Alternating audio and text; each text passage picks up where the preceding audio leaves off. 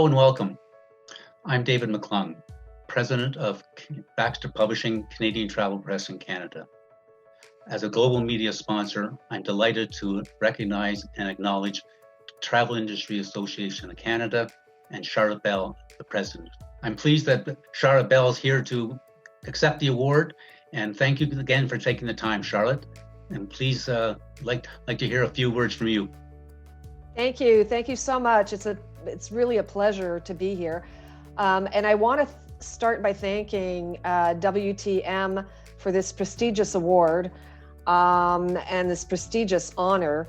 I also want to thank Baxter Media and David McClung for nominating TIAC for this important award.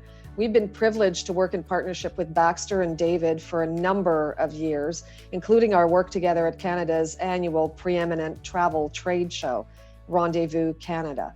So thank you again. Thank you, David. Great. Well, thank you again for the acknowledgement.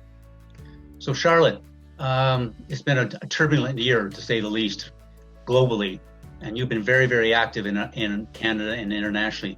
Can you give us an update, for example, on what things you've been working on for the last 6 or 7 months? Oh my goodness, we've been working on a lot of things. Of course, COVID has changed our world dramatically. I think it's safe to say that Canada remains one of the most sought after destinations in the world due to its unparalleled natural beauty, its safety, diversity, culinary offerings, seasonal activities, and more. And we know that intent to travel is definitely high internationally and also within the country. So we hear constantly that there's huge interest from the US, many European countries, and others. Our biggest challenge right now is the fact that our borders remain closed.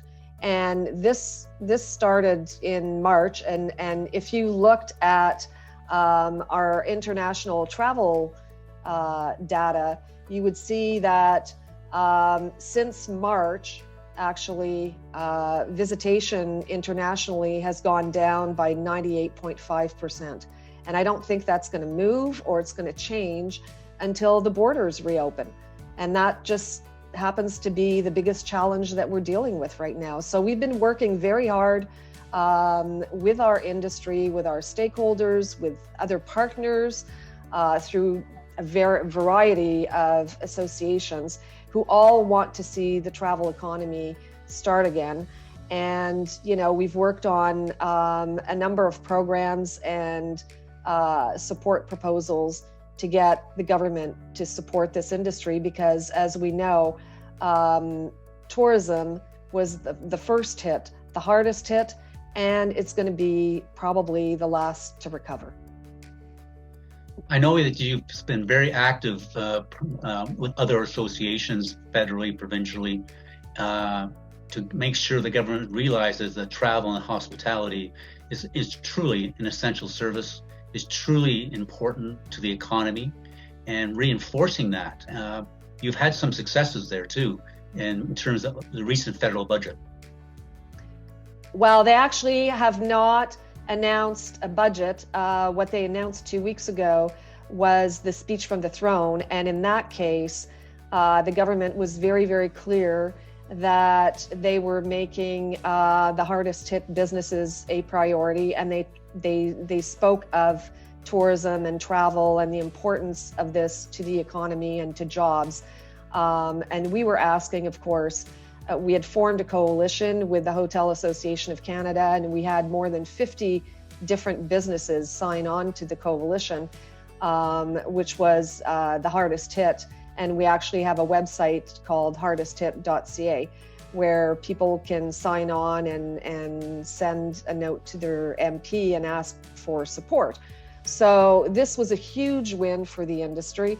The recognition, especially in the throne speech, which is not something that happens very often.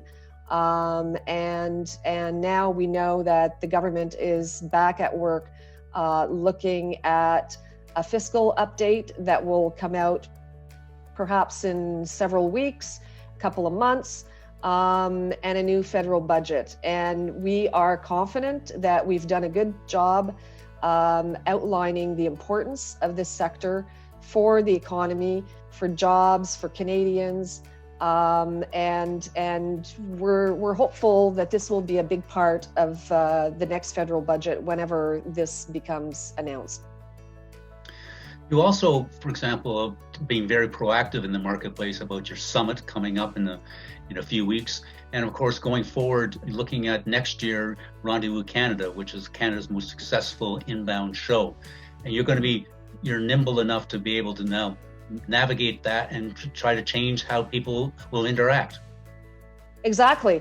Our Congress usually and always takes place in November, but it usually takes place in person. This year, we've gone virtual. We've made it free for attendees. So we usually get about 350 people attending in person.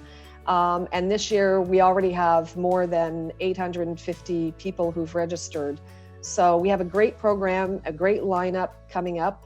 I think people are excited about the program and to have a discussion about where the industry goes from here.